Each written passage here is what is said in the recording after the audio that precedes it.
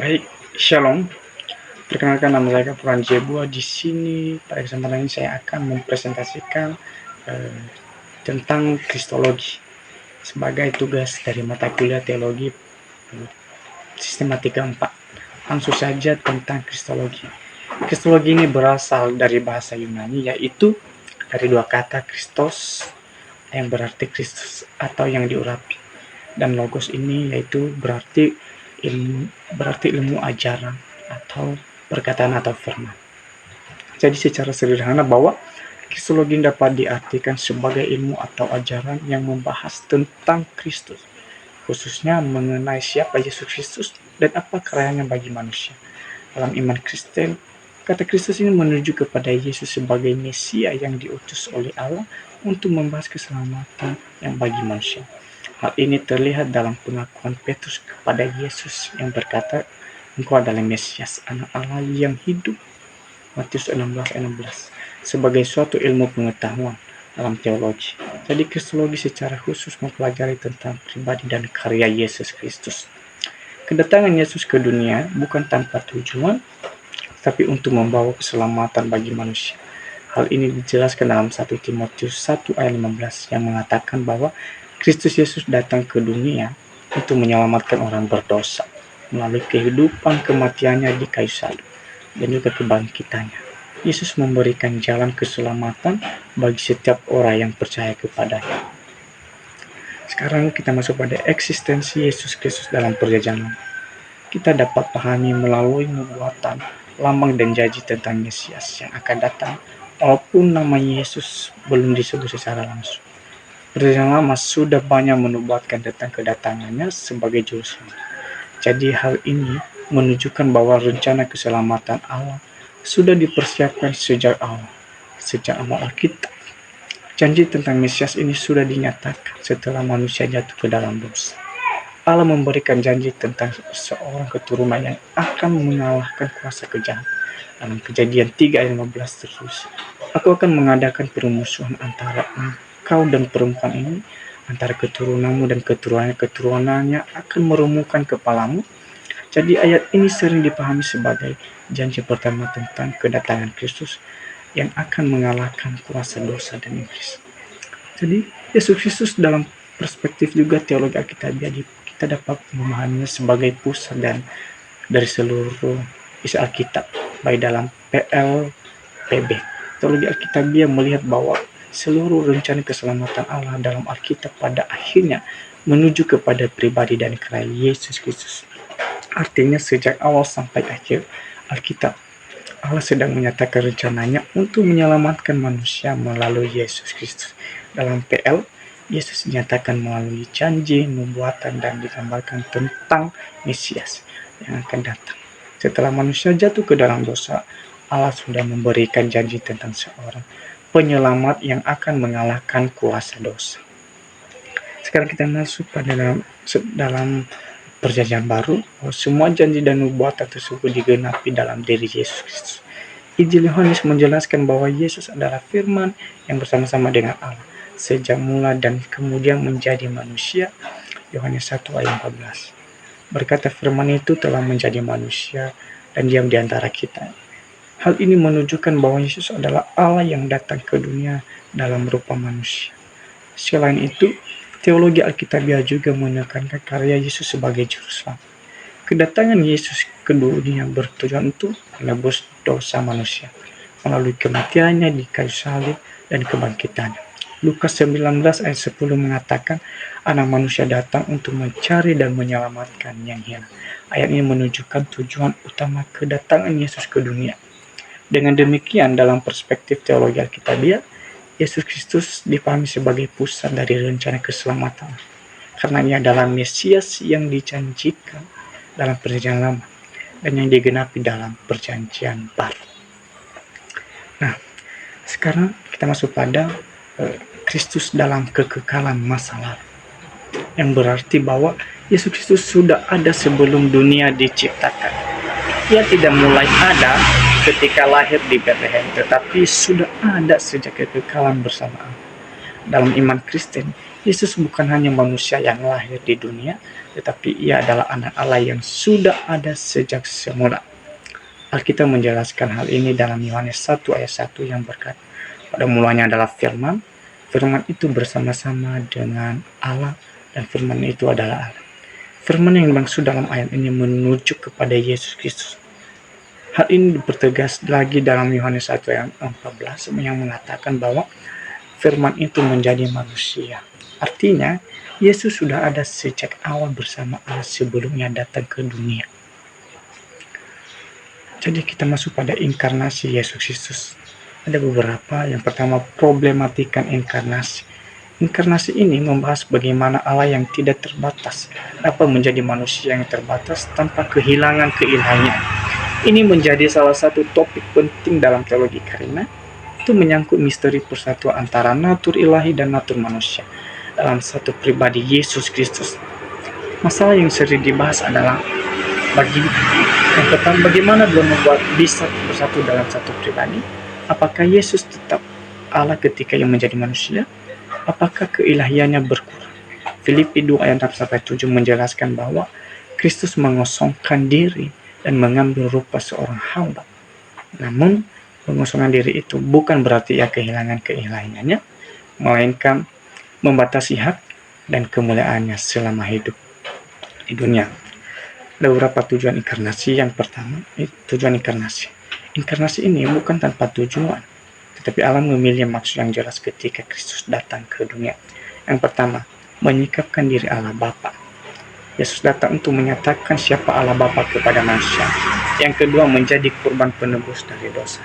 Yesus itu datang untuk menjadi korban pengganti bagi manusia yang berdosa.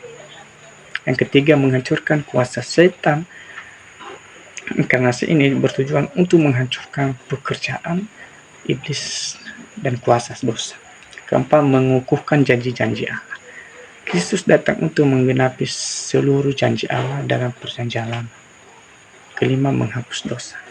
Yesus disebut sebagai anak domba Allah yang menghapus dosa dunia.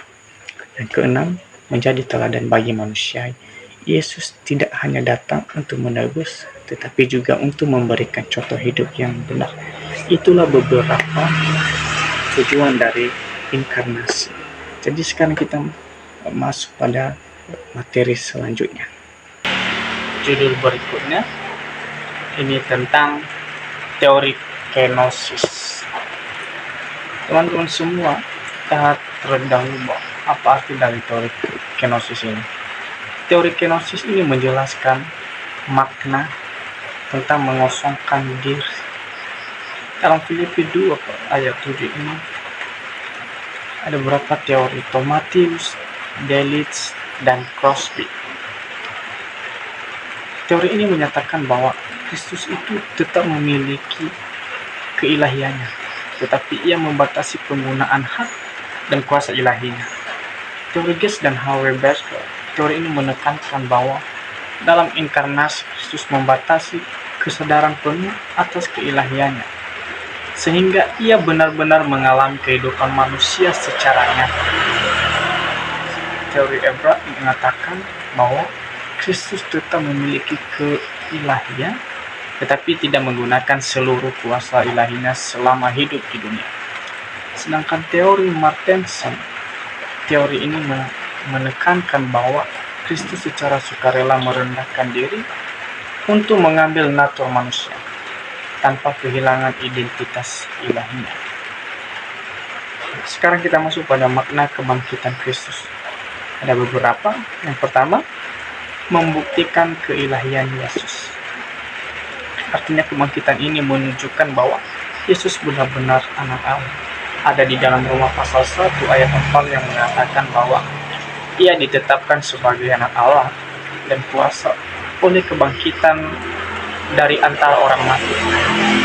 Teman-teman semua, jika Yesus tetap mati dan tidak bangkit, maka klaimnya sebagai anak Allah akan dipertanyakan.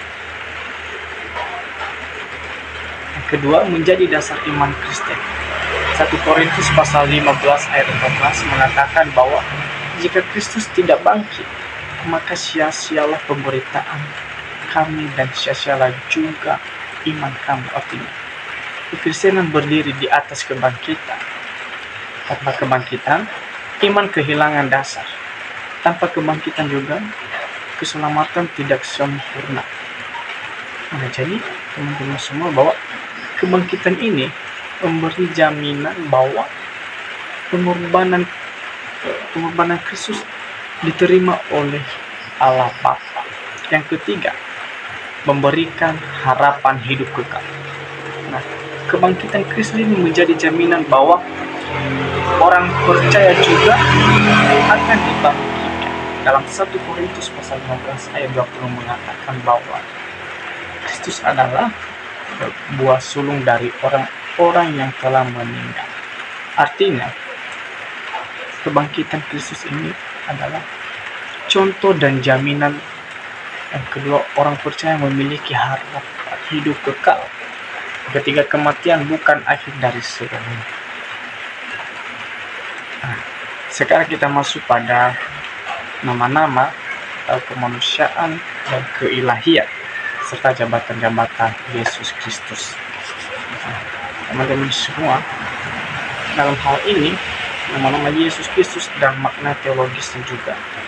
Nama-nama Yesus ini bukan sekedar identitas juga, tetapi mengungkapkan natur, karya, dan misi keselamatan. Yang pertama, Yesus atau Yeshua. Nama Yesus ini berarti Tuhan menyelamatkan. Nama ini menunjukkan bahwa keselamatan itu bukan berasal dari manusia, tetapi melainkan dari Allah sendiri yang bertindak melalui anak. Jadi dalam konteks perjanjian baru, keselamatan yang dimaksud bukan hanya pembebasan dari hukuman dosa, tetapi juga pemulihan relasi antara manusia dan Allah, serta pembebasan dari kuasa dosa dan kematian. Yang kedua, Kristus atau yang diurapi. Kata Kristus ini berasal dari bahasa Yunani yang berarti yang diurapi. Dalam tradisi perjanjian lama, pengurapan diberikan kepada nabi, imam, dan raja sebagai tanda pengutusan ilahi. Tapi Yesus disebut Kristus karena kenapa? Karena ia adalah penggenapan sempurna dari semua jabatan tersebut. Artinya pengurapannya bukan dengan minyak secara simbolis saja, tetapi dengan Roh Kudus secara penuh dan kekal. Yang ketiga itu Tuhan atau Kurios. Sebutan Tuhan dalam konteks Yesus bukan sekadar gelar formal, tetapi pernyataan iman bahwa ia memiliki otoritas ilahi.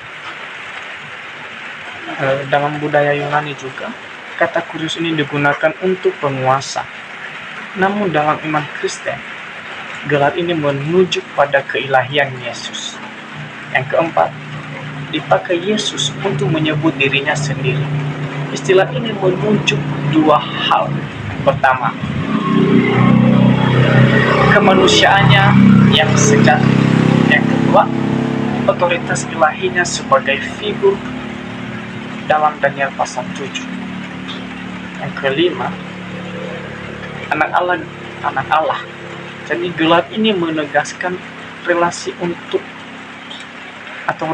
relasi unik antara Yesus dan Allah Bapa. Dalam pengertian teologis, anak Allah tidak berarti makhluk ciptaan, tetapi menunjukkan kesatuan natur ilahi dengan Bapa.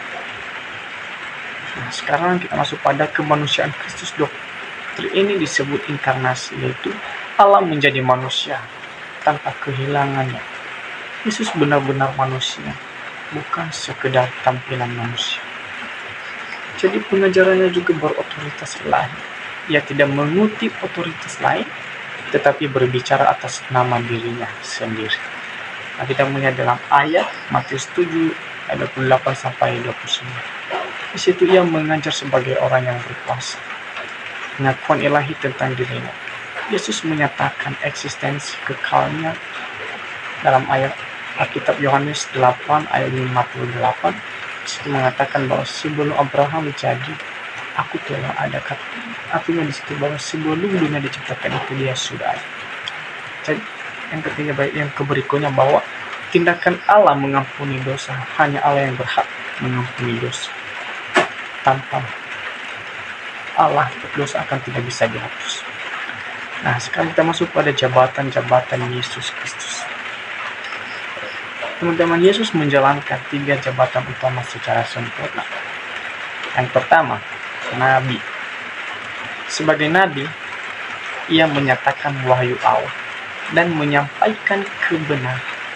Namun ia bukan hanya menyampai firman juga, tapi ia adalah firman itu sendiri. Itulah kelebihan dari dengan Nabi. Sekarang kita masuk pada imam. Sebagai imam juga ia menjadi pengantara antara Allah dan manusia. Berbeda dengan imam perjanjian lama yang mempersembahkan korban hewan, tapi Yesus mempersembahkan dirinya sendiri dalam perjanjian baru. Berbeda dengan perjanjian lama. Yang ketiga yaitu raja. Nah, teman-teman semua, sebagai raja, ia sebagai rajanya memerintah atas segala dan seluruh alam semesta. Kerajaannya bersifat rohani sekali, tetapi akan dinyatakan secara penuh di masa depan. Jadi teman-teman, itulah semua tentang gelar-gelar Yesus dalam perjanjian baru. Ada 3 tadi, sebagai nabi, sebagai imam, dan sebagai raja. Itu dalam perjanjian